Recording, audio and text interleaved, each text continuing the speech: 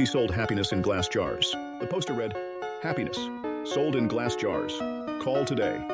And underneath the text was a phone number. I was walking home from a long, exhausting day of work when I caught a glimpse of the paper stapled on an old telephone pole. I took a picture of it thinking it was amusing. I was going to show my wife once I got to our apartment, but I was caught up with chores and forgot about it. Dinner, dishes, laundry, packing a snack for our daughter, putting her to bed, then putting her toys away that she'd left out in the living room. Every night, it was the exact same routine.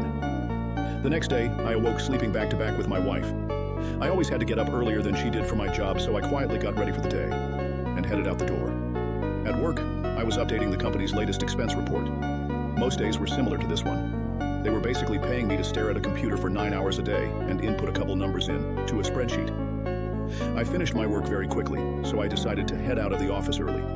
It also helped that it was a Friday, and a lot of people leave early at the end of the week. On my walk back, I was thinking of what my life had become. I did this often. I always dreamed of traveling when I was younger.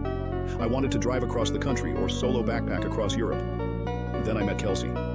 Don't get me wrong, I loved Kelsey. I mean, I still do. We just don't have that spark anymore. When you meet someone and get in a relationship, whether it's meant to be or not, some of your personal life plans have to be put on hold. And then that relationship turns to marriage. And then you have a baby. Then you have to enroll your daughter in a preschool. Then you have to get a better paying job and work more hours and blah, blah, blah. I'm not trying to throw a pity party for myself. I'm just saying I wasn't exactly content with where I was in my life. I wouldn't have referred to myself as a happy person.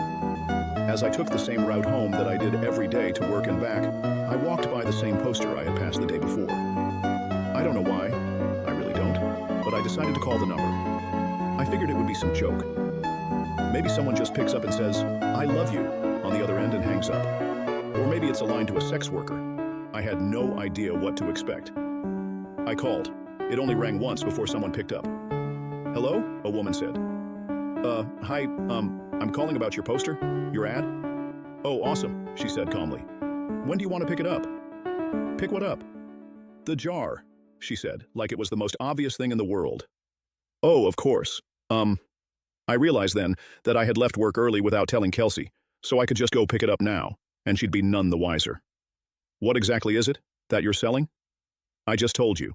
It's happiness, in a glass jar, like the poster said. Happiness keeps best in glass jars. They're more durable than, say, a plastic bag." Okay. Should we meet somewhere?"